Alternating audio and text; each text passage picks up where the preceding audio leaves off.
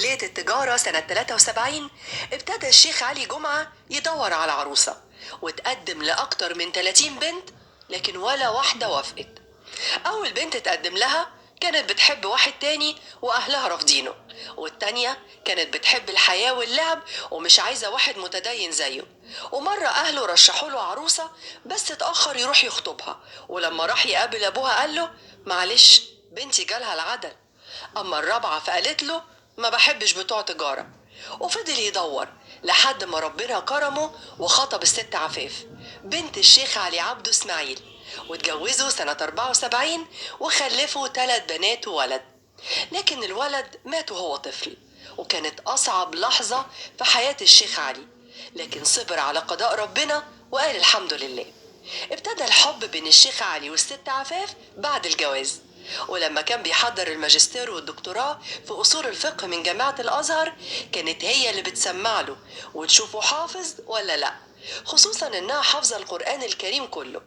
وبسبب انشغاله كانت هي المسؤولة عن البيت من الألف للياء، وبالذات تربية بناته ال3. في السنين الأولى للجواز الظروف المادية كانت صعبة على الآخر، بس الست عفاف وقفت جنبه في أزمته، وعشان تساعده اتعلمت التفصيل، وكانت بتفصل فساتين البنات بنفسها عشان توفر. ومش بس كده، دي كانت بتوفر من مصروف البيت اللي بيديهولها واللي كان يدوب يكفي أصلا. وبسبب مواقفها دي بيقول الشيخ علي جمعة أنا ماليش في البيت غير هدومي وكتبي، كل حاجة ملك عفاف. من يوم ما اتجوزنا ما راحتش بيت أبوها غضبانة مني ولا مرة، وطول 50 سنة جواز عمري ما مديت إيدي عليها ولا رميت عليها يمين الطلاق زي الناس ما بتعمل، ولا حتى هددتها. ومن أول يوم لحد النهاردة بعاملها بنفس الحب والمودة. وأسعد لحظات الشيخ علي لما جوز بناته ال3، وبالذات بنته الأولى دعاء، بس اشترط على أجواز بناته إنهم يفضلوا عايشين معاه.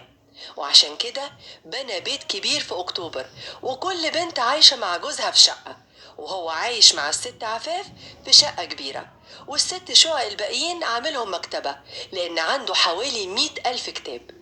الفرحة الكبيرة كانت مع أول حفيد، وما شاء الله الشيخ علي جمعة عنده 6 أحفاد، نصهم صبيان ونصهم بنات. ووقت الأحفاد مقدس رغم مشاغله الكتير جدا، لدرجة إنه ما بينامش غير كام ساعة في اليوم. ومولانا راجل بيتوتي زي ما بنقول، وعمره ما بياكل بره البيت حتى لو فضل طول النهار في الشارع.